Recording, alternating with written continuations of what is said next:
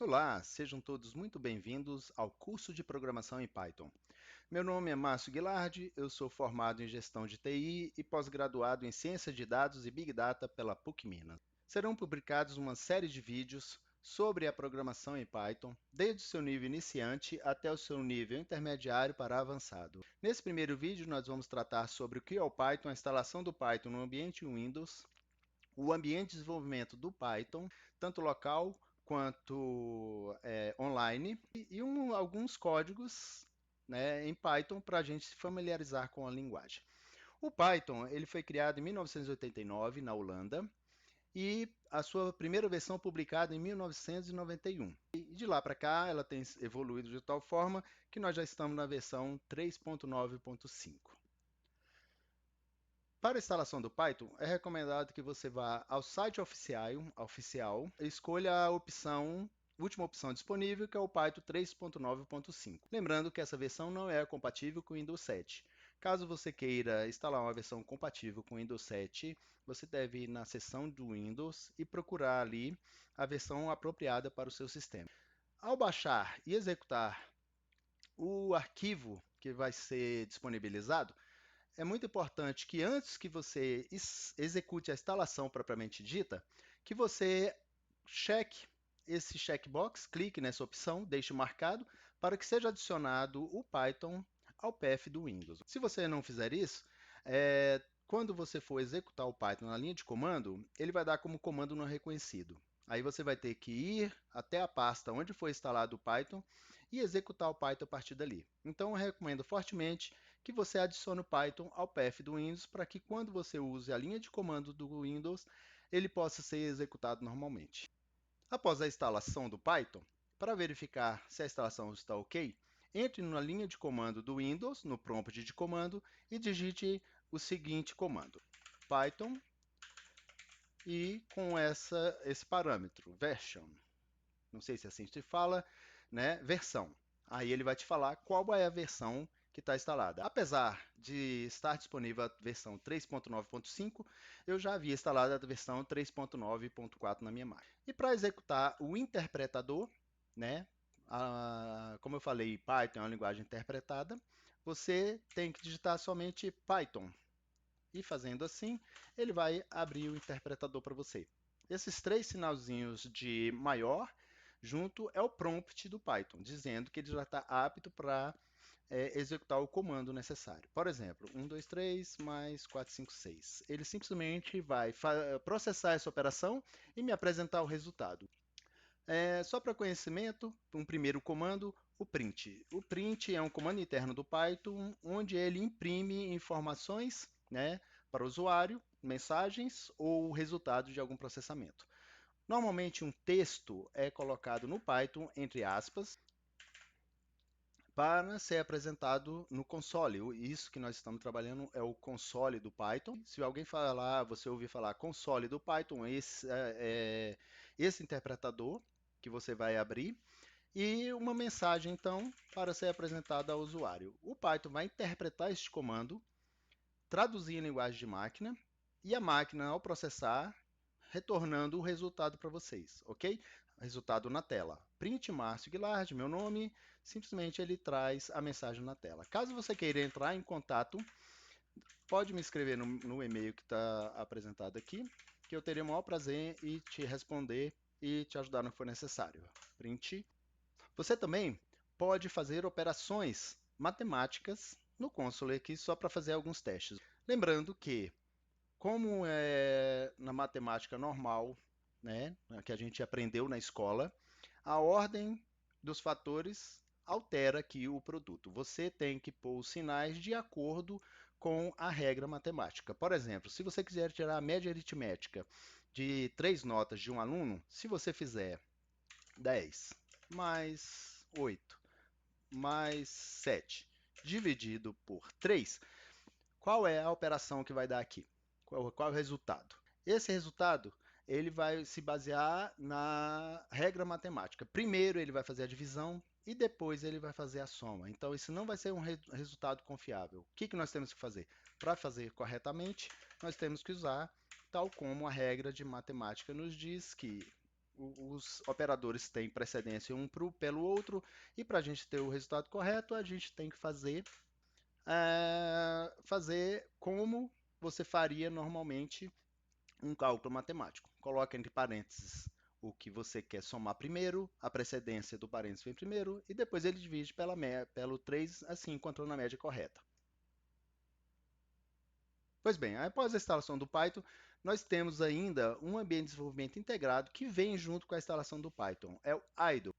O idle foi feito em Python e é o interpretador em uma janela do Windows. Ele funciona da mesma forma que o interpretador que nós utilizamos agora há pouco na linha de comando. O idle é um ambiente de programação que foi feito em Python, né? E ele trabalha no Windows de uma forma igual, né, ou superior no caso do prompt de comando, porque aqui você trabalha com Windows, tem outras facilidades, a visualização melhor, ele destaca os comandos em Python. Então, vamos lá. Print, por exemplo, você pode também fazer a mesma operação que nós fizemos no prompt de comando, ok? E ele vai trazer a informação conforme ele interpretou aqui que está ok. Se eu tentar fazer uma impressão de uma variável, por exemplo, nós vamos aprender o que é uma variável, e ele espera aqui que esse Márcio que eu estou digitando, ou qualquer outro nome aqui, né, teste, seja uma variável do sistema. Se for para ser um texto ou uma mensagem ao usuário, tem que ser entre aspas, ok? Entre aspas, nós chamamos em programação de string ou cadeia de caracteres. Tudo no Python é um objeto. Nós vamos aprender o que é isso também, lá mais na frente. Mas dá para adiantar que tudo no Python que você define é um objeto. Ele tem um espaço reservado na memória e sobre ele você pode fazer operações e trazer resultados, inclusive como características desse objeto. E esse objeto ele é gravado na memória com um rótulo. Então ele espera que eu esteja aqui informando um rótulo teste para uma variável que esteja armazenada na memória. Então, ele não vai achar e falar, ó, teste não foi definido. O nome teste não é um nome definido. Ou seja, eu tenho que atribuir à variável teste qualquer informação, seja uma cadeia de caracteres ou de outra forma, uma operação qualquer e atribuir a essa variável. Ou seja, essa variável agora está na memória guardando uma informação. Nesse caso, uma cadeia de caracteres que poderia ser qualquer coisa, ok? Agora sim, se eu imprimir a palavra teste, ele vai me imprimir o que está guardado lá. Eu te falei aqui agora há pouco, eu falei para vocês que essa variável é um objeto e ela nós podemos trazer informações dela da memória. Por exemplo, outro comando do Python, comando interno, é len, que é length, que me traz o tamanho, né, de alguma coisa. Nesse caso, eu vou mostrar o tamanho do objeto teste, que ele vai fazer o quê? Ele vai me contar quantos caracteres tem aquela variável, né? Aquele objeto guardado na memória. Qual é o tamanho da variável teste? Ele falou 19, temos 19 caracteres dentro dessa informação. Nós também podemos ter variáveis como valor, ok? O nome valor é o nome da variável, é o nome do rótulo do espaço de memória onde eu vou guardar um valor qualquer. Então eu posso inclusive fazer print valor vezes 2. Ele vai pegar o valor, que é uma variável guardada na memória, e multiplicar por 2 e me trazer o resultado. O print vai me imprimir o resultado de um processamento. O Python vai traduzir isso em linguagem de máquina, enviar para a máquina vai processar e me trazer o resultado no console 246. Beleza. Então é isso. Agora nós vamos ver o ambiente de desenvolvimento do Anaconda, que ele traz o Jupyter Notebook. Esse tutorial que estou apresentando para vocês, ele foi feito em Jupyter Notebook. Isso aqui é uma tela do Jupyter Notebook. É um servidor Python para desenvolvimento integrado, onde eu posso formatar textos junto com linhas de comando do Python. Caso você prefira instalá-lo na sua máquina, ele serve para você fazer comentários, anotações e mesmo um tutorial como esse que eu estou apresentando para vocês. Aqui nós temos os tópicos que nós vamos trabalhar. Isso aqui foi feito com a linguagem de marcação Markdown, que é a linguagem própria do Jupyter Notebook, onde ele também pode incluir tags HTML. Por exemplo, aqui está o texto bruto do que eu fiz, o resumo do curso. Ele está em formato de título e eu falei para o Jupyter Notebook, com a linguagem de marcação Markdown, que ele deve apresentar um checkbox em negrito das 5 primeiras opções, que é sobre esse vídeo que eu estou trazendo para vocês. Então, Ctrl Enter aqui no Jupyter Notebook, ele vai executar essa célula, trazendo o texto formatado. Então, ficou bonitinho assim formatado. Então, eu falei para vocês que o Jupyter Notebook vocês podem misturar texto formatado com códigos, linhas de códigos do Python. Então, nesse caso, vamos acrescentar uma linha e imprimir também uma mensagem na tela. Esse é o Jupyter Notebook. Ele imprimiu na tela, misturando, nesse caso, linhas, né, células de formatação de texto com células de comando em Python. Isso é muito interessante porque você pode fazer anotações e comentários do seu código, para que se outra pessoa for acessar o seu código, ela saber exatamente o que você está fazendo, se não estiver muito claro, né, o seu código ali, ele vai saber, através dos seus comentários, o que aquela parte do seu programa está fazendo. Por exemplo, vamos fazer mais um teste. Se eu coloco aqui A igual a 8, B igual a 12 e 50. Lembrando que o ponto decimal na linguagem Python é o ponto final, ok? Não é vírgula como na nossa moeda. Então, você deve usar o ponto como ponto decimal como moeda americana. E o C como Márcio. Muito bem. Vamos executar isso aqui. Ele não deu nenhuma informação para a gente. Ele apenas criou na memória algumas variáveis que eu nomeei como A, B e C, são rótulos que ele nomeou na memória. E a cada rótulo desse, a cada parte da memória que tem esse rótulo, ele guardou um valor. O rótulo A, a variável A, ele guardou o 8, B 12.5 e o C Márcio. O que significa? Eu agora posso fazer um novo Markdown aqui, informando que, para o usuário, né, A é igual a horas diárias, B é igual ao valor da hora e C é igual a nome do trabalhador. Aí, que lindo. Então agora ele está identificando se alguém chegar aqui que é o A, o B ou o C. Então ele vai saber.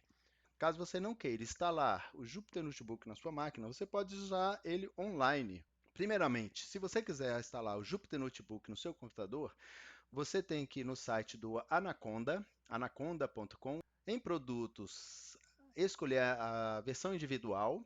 Existe a versão comercial, ela é paga, ok?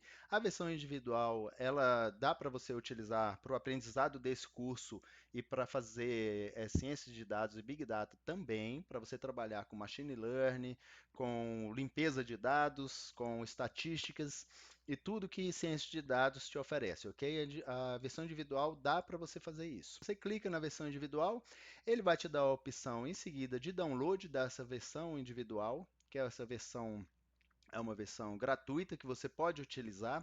Ao fazer o download, ele vai te remeter ao final da página. Você pode clicar no botão ou ir direto ao final da página e escolher o aplicativo, né? A versão compatível com o seu sistema operacional, 64 bits ou 32 bits.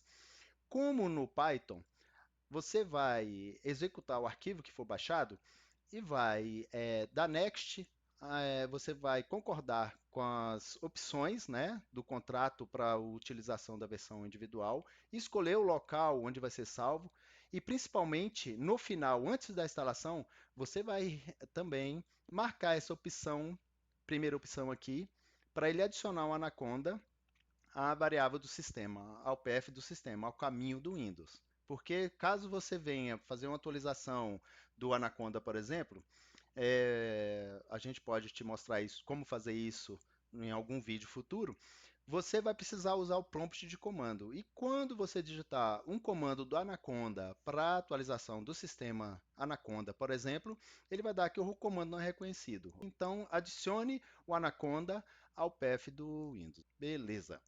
O que é o Anaconda? Esse Anaconda, ele vai abrir para vocês o Jupyter Lab, que é esse ambiente aqui de desenvolvimento que eu expliquei para vocês, que ele mistura texto formatado com códigos, onde você pode fazer seus comentários, anotações, ou mesmo um tutorial, como esse que eu estou fazendo para vocês. E como você executa, então, o Jupyter Notebook quando ele está instalado? Vamos lá. Primeiramente, você Ctrl Z, ele sai do Python, ok? Python, ele abre o interpretador e Ctrl Z, ele sai do interpretador. Nesse caso aqui, nós podemos digitar Jupyter, que já está instalado, Notebook. Isso aqui ele vai startar um servidor, vai iniciar um servidor, localhost, e vai abrir no seu navegador padrão esse notebook, tal qual eu estou mostrando para vocês aqui nesse tutorial que eu estou fazendo. Mas no caso, observe que ele vai abrir o Jupyter Notebook dentro da minha pasta de usuários. Caso você queira ou precise fazer separar da pasta do usuário, que não seja na pasta do usuário, onde estão gravados seus documentos, seus vídeos, suas fotos, etc. Se você quiser criar uma outra pasta para que ele abra nessa pasta o Jupyter Notebook e ali você salve seus arquivos, eu recomendo que você crie uma pasta de estudos, por exemplo. Estudos. Nessa pasta de estudos, então, opa, deu erro, CD, estudos. Nessa pasta de estudo, então, você executa o Jupyter Notebook. Tudo que você criar no Jupyter Notebook será salvo dentro dessa pasta e das subpastas, né, que você criar ali dentro. Ele vai startar o servidor e vai abrir um novo notebook, né? Vou apresentar para vocês aqui um novo notebook. Ele está falando que seu notebook está empty, está vazio, e no caso você pode criar um novo notebook. A versão Python 3, 3.6.4, que é a versão padrão que veio com o Anaconda, ou a versão 3.9, que é a versão que eu instalei pessoalmente. No seu caso, você possivelmente vai ter também essas três opções, ok? Então vamos criar um novo notebook e também podemos fazer a mesma coisa. Como eu incluo um texto aqui? Nós vamos ter um vídeo, né? Lá, um vídeo extra que vai ser publicado a qualquer momento sobre o Markdown, sobre como você utilizar as marcações do Markdown do Jupyter Notebook para formatar seus textos, né? Seus textos de comentários e anotações. Muito bem, aqui o Jupyter Notebook está esperando um comando válido do Python para que ele possa fazer alguma coisa. Então aqui, Ctrl Enter, ele executa. Caso você queira abrir uma nova célula para você digitar outro comando, você pode apertar a letrinha B nesse momento, que ele vai abrir a nova célula. Mas, no entanto, eu não quero uma célula, não quero um comando nessa célula do Python. Eu quero colocar um Markdown. Nesse caso, eu quero agora que essa célula contenha um texto formatado com o formato do Jupyter Notebook, com a tag Markdown. Como é que eu faço? Você vem em Célula, você vai escolher o tipo de célula e vai escolher que ela é uma Markdown. Markdown, ele agora está esperando que você digite alguma coisa. Ok? Ctrl Enter. Alguma coisa. Ele agora é uma célula de texto formatado. Então você vai fazer sua anotação aqui para poder entrar para o próximo código. Caso você queira incluir uma nova célula, você aperta o botão B e ele vai abrir uma nova célula. Observe que ele está esperando um comando Python. Caso você queira fazer novamente uma célula como Markdown, você tem que escolher o tipo de célula aqui, Markdown. Observe que você pode digitar M ou Y para que ele intercale entre Markdown ou código. Ou seja, nesse local aqui, você pode, aqui na célula, você sai da edição da célula, da ESC, e você aperta M. Ele virou Markdown, ok? E Y, ele volta a ser uma célula de comando Python. Então, o atalho seria B, ele insere uma nova linha. Seria M para Markdown, ok? Ou Y para uma célula de comando do Python. Caso você não queira instalar o Anaconda na sua máquina, você pode usar o Jupyter Notebook Online. O Google Colab, ele lhe permite que você use o Jupyter Notebook online sem precisar fazer nenhuma instalação no seu computador. O Jupyter Notebook no Google também funciona como o Jupyter Notebook localmente na sua máquina. Ele mistura textos formatados com códigos de máquina, né, códigos em Python, onde o texto formatado é o texto Markdown e se você der Enter aqui, por exemplo, ele vai te mostrar qual é o Markdown, como está formatado o documento, misturando inclusive tags HTML, mostrando aqui na direita como o texto vai ficar formatado e também misturando com células de comando do Python. Aqui ele está calculando quantos segundos tem um dia. Como a gente poderia calcular isso? Ele criou uma variável, segundos no dia, multiplicou a quantidade de horas no dia por quantidade de minutos na hora, vezes quantidade de segundos no minuto. E isso trouxe o resultado de 86.400 segundos por dia. Nós já vimos alguns códigos em Python, algumas funções internas, o print e o len, por exemplo. Existem algumas funções internas do Python e outras que nós vamos usar de pacotes externos, que não estão nativamente no Python, mas foram desenvolvidos por terceiros e incluídos no Python. Nós temos para isso um comando interno do Python, import, que nós vamos importar algum pacote externo para utilizar comandos que não são comandos nativos. Então, nós vimos algo sobre o Python, a instalação do Python, os ambientes de desenvolvimento disponíveis e os primeiros códigos em Python. O print e o len, por exemplo, foram alguns. E para concluir, eu vou mostrar para vocês uma coisa interessante para vocês pesquisarem e poderem verificar na internet. Este comando, import diz. Isso aqui é um comando interno do Python, no entanto, ele nos mostra quais são algumas das filosofias do Python. Você pode procurar aqui pela internet que você vai achar a tradução disso aqui, mas eu posso já adiantar para vocês alguns que são muito interessantes, que nós vamos vendo a sua aplicação à medida que nós avançarmos no curso. Bonito é melhor do que feio. Isso não é só para o Python, eu acredito que seja para qualquer coisa da nossa vida. Nós sempre preferimos aquilo que é mais bonito do que aquilo que é feio, né? É como olho verde em gente feia. Não é igual feriado no final de semana, não vale para nada. Simples é melhor do que complexo e complexo é melhor do que complicado. Muitas vezes nós vamos chegar em algum momento onde nós vamos fazer algum código onde poderá, em uma só linha, trazer o resultado esperado. Mas, no entanto, isso pode ser muito complexo. A gente tem que fazer isso mais simples. E se for necessário fazer complexo, que a gente procure fazer da maneira mais simples. Isso eu acho que vale para qualquer coisa da nossa vida. Muito bem. Obrigado por ter assistido até aqui. Espero que você tenha gostado e me acompanhe nos demais vídeos que nós iremos postar. Até a próxima. Obrigado. Fique com Deus.